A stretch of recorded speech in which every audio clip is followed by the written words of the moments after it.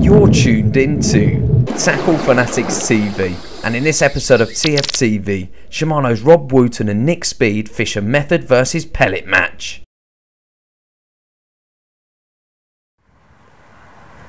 Well, we're here at Little John Lakes today. Where is it? Nottingham. Where is it? Nottingham. Ollerton, just on the outskirts of Nottingham. Yeah, but what does it say? Is it Nottingham? People don't know Ollerton, do they? Yeah, all right, just say just on the outskirts of Nottingham. Okay. Well, we're here at Little John Lakes today, just outside Nottingham. And the reason we're here is because me and Nick were talking a couple of weeks ago, and we were talking about feeder fishing. Now, I'm a real big fan of pellet feeders. Nick's a real big fan of method feeders, and we were deciding which one's the best. And now the weather's just starting to turn, we thought it'd be nice to get out and do a bit of experiment. Now, it's a venue Nick knows really well.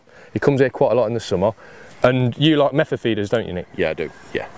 And to be honest with you, it's something that I always have a lot of confidence in, so it's going to be interesting today because I know you like the pellet feeder, so we're both strong on both of those methods, so I think the results might be interesting. Yeah, I think if we've sort of controlled the bait, sort of use the same sort of feed through the feeder, and maybe tweak hook baits a little bit, I think we're going to get a bit of an experiment. Yeah, we will, and learn a lot as well, and this is the best thing about two people testing in different methods. Right, I think it's about time I showed you how to catch a few fish, so let's get fishing. Good luck, mate. You'll need it.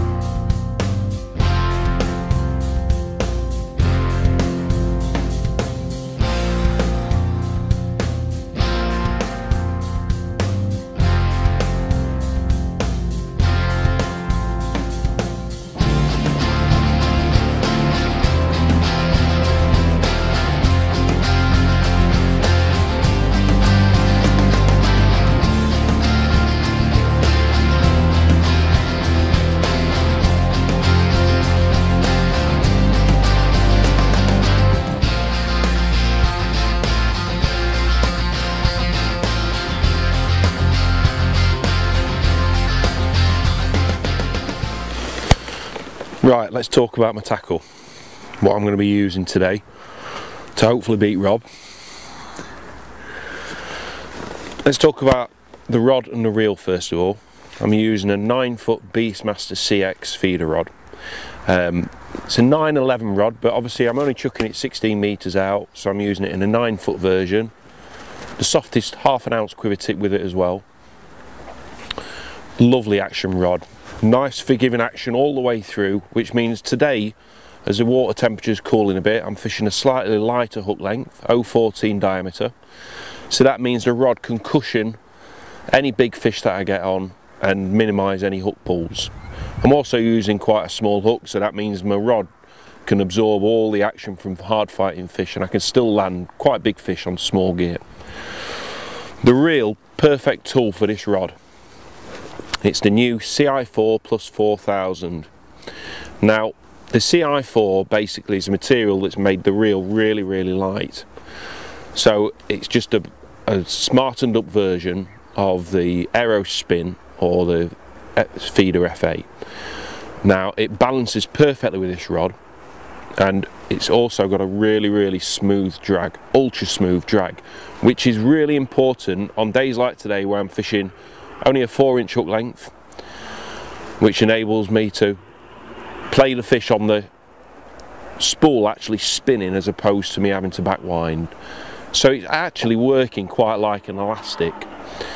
So that's the setup. Now the line I'm using for main line is Shimano Invisitech, and it's a new line that's just come out. It's 0.22 main line I'm using, and it's really, really robust. As well as that, it's got minimum stretch as well, which I find is quite important for the feeder. So I actually can read indications what's going on with my feeder quite quickly because there's very little stretch. It's robust as well and got a very, very good knot strength. So all round good feeder work, and it sinks really quickly. So it's got perfect properties for a feeder line. So that's the rod and the reel. Let's talk about the business end now. I'm only using a small method feeder today because I want to really watch how much feed I give the fish. This is a time of the year where you can quite easily put too much feed on your feeder, and as a result you don't get bites. We're kind of like aggravating the fish into feeding. So I'm only using a very small method feeder, and around the feeder I'm just going to be putting micro pellets with a bit of ground bait sometimes. A short hook length, a 4-inch hook length with only a size 20 hook. In the summertime what you'll find is the fish feed more aggressively on the bait, so you can get away with a bigger hook as they suck the bait in more confidently. But this is a time of the year where they're kind of like picking at your bait more cautiously. So by using a smaller hook you actually end up with a better result, more bites, and you also catch the wiser fish that are in your peg feeding. Also at the end here I've put a tungsten olivet on my main line, and this kind of like acts as a boom. So when I cast the feeder out and I slacken the line off, because I don't really want to fish a tight line up to my quiver tip, I kind of like fish a soft, in a way, a bow. That means that this olivet actually sags the main line down. So when fish are feeding in the area where my feeder is, they're not going to actually touch the main line because it's laying below the feeder. And that's quite important, because what that does is that minimises my line bites. And line bites can often spook fish. So if my main line's out of the way, it just means the indications I'm receiving on the quiver tip are from fish feeding on my feeder as opposed to hitting the main line. So that's it. It's quite a simple setup, but very, very effective as well. So that's how I'm going to approach today's match. Small method feeder,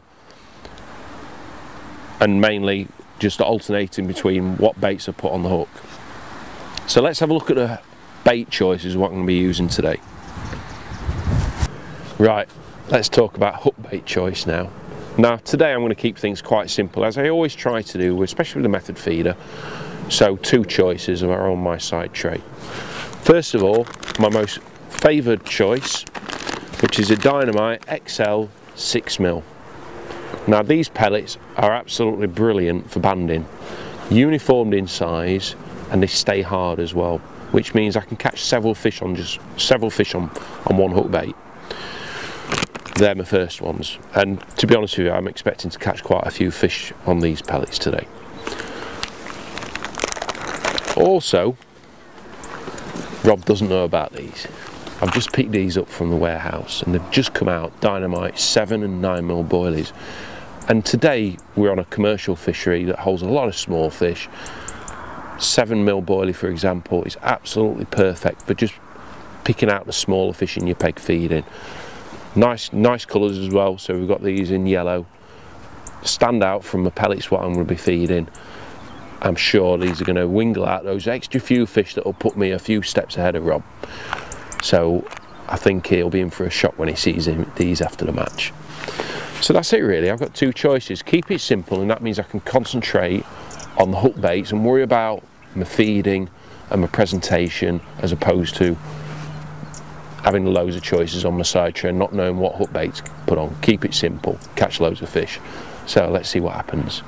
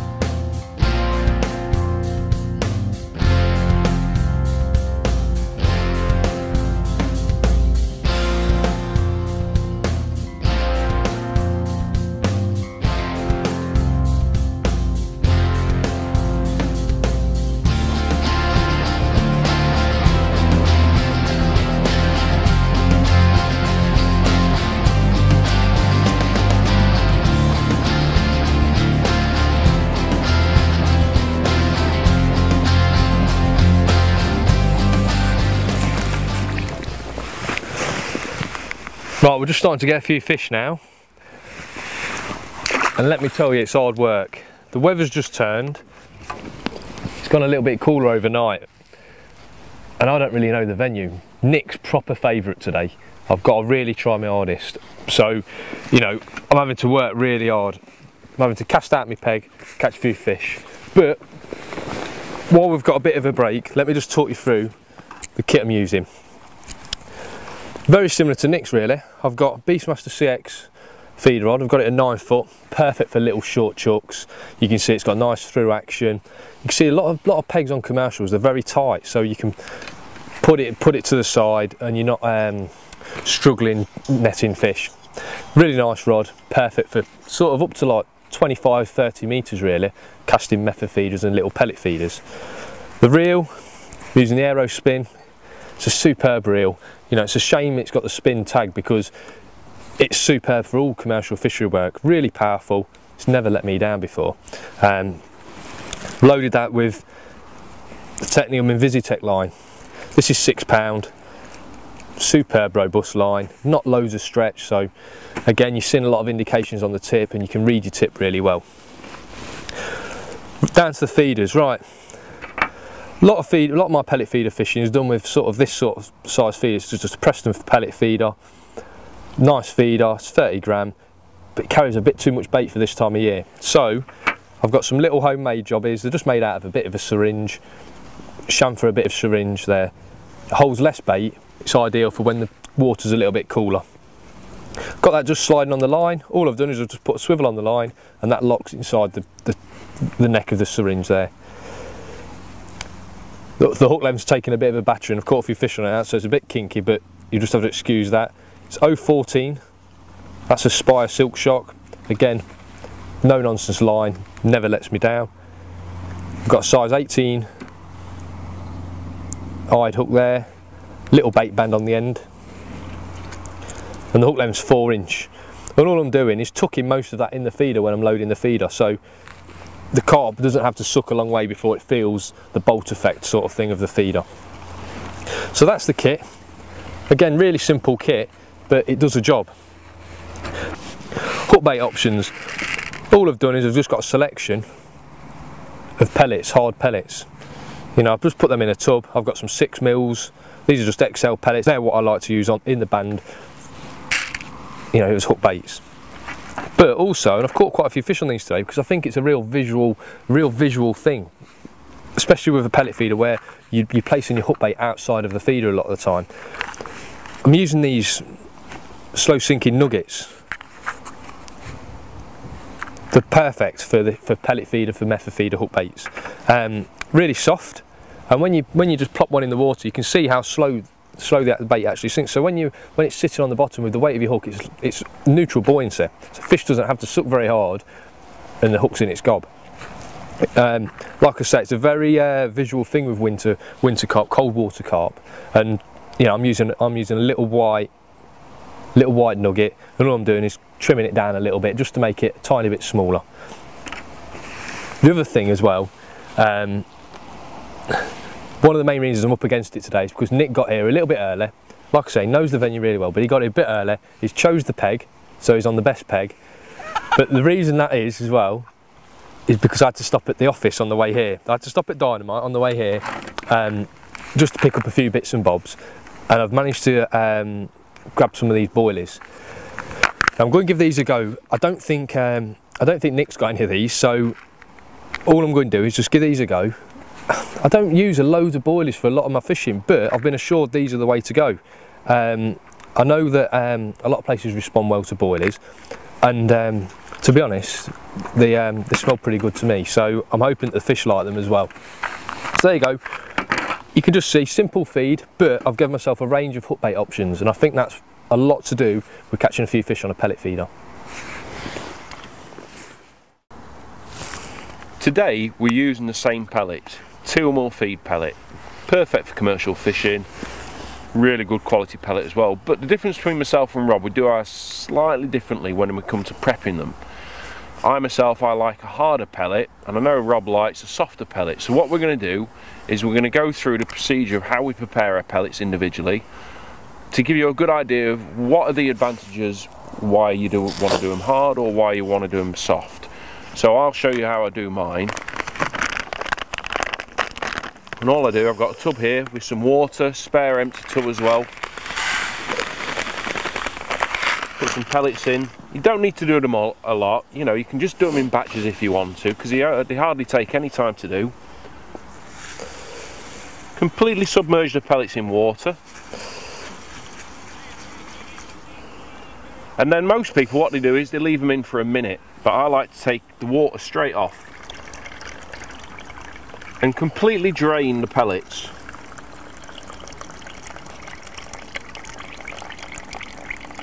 And the reason for this is, what you find is, I'm still actually feeding a hard pellet, and my belief behind it is, we'll leave them for a minute and just let them absorb the moisture, but this is the end product.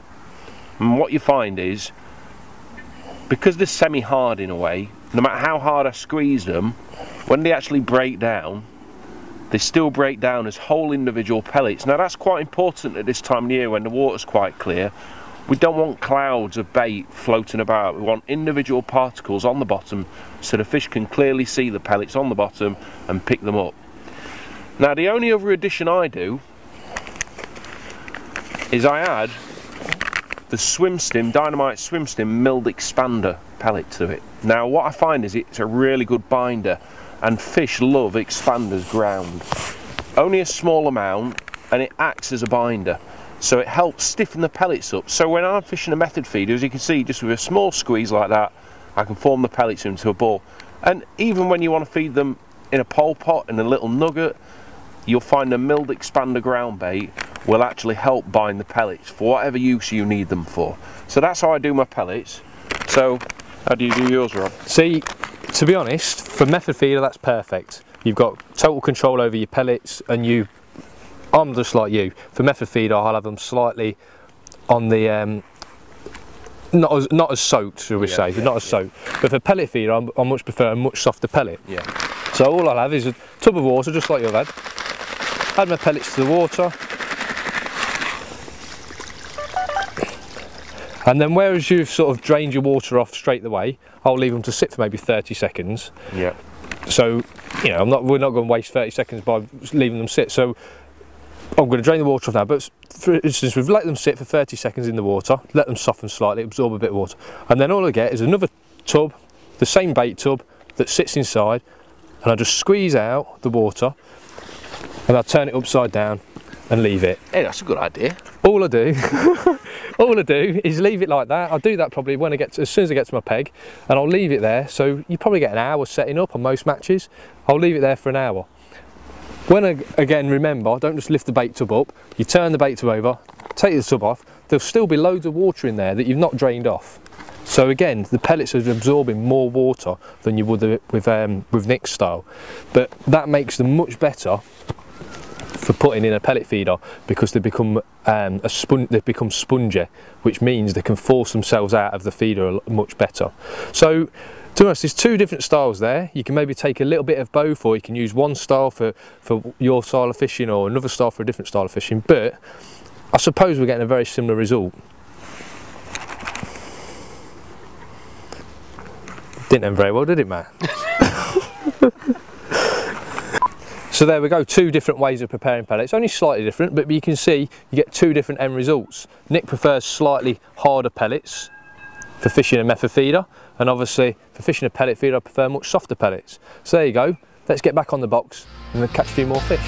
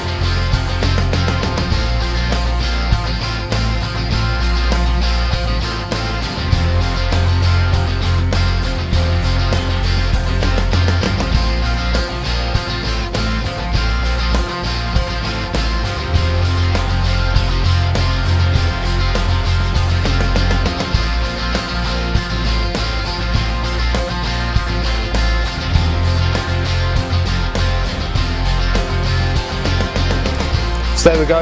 We've fished for probably about 2 hours today, and although it's not a massive amount, we've probably had about 25–30 pound each. There's not much between the nets. I'd say Nick's had probably a little bit more in weight. I think I've actually had some better quality fish. Do you think? So you've had more fish than me, but yeah. It's I don't know. It's probably a bit inconclusive, really. But like I say, the weather's on the turn, so maybe in the next few weeks, when it gets really cold, a pellet feed would probably be the better presentation. Whereas a bit too much feed, do you reckon, around a method? Yeah, definitely. That seems to have made a difference today. You've not had as many bites, but you've had better quality fish, whereas I had a lot more bites. So you can get away with a method at this time of the year, but in a bit colder weather, it won't work. Right, let's get the fish back.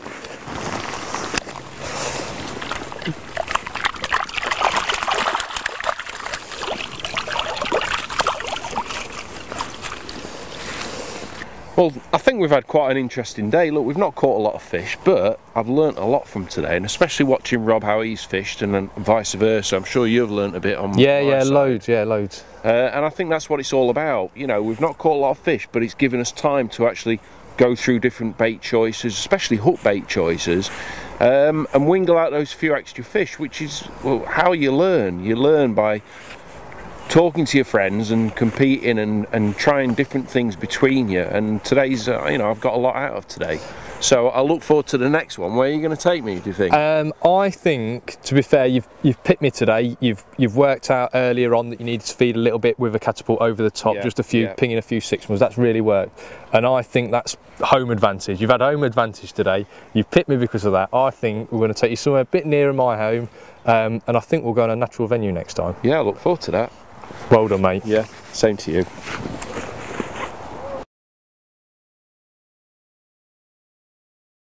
You've been tuned in to Tackle Fanatics TV, and many thanks for watching. Tackle Fanatics are a full Shimano stockist and offer their complete range at the best prices around. We also offer a vast selection of course and match tackle from all the leading manufacturers. To view our range, log on to www.tacklefanatics.co.uk. Remember, Tackle Fanatics also offer finance to make your tackle purchase more affordable.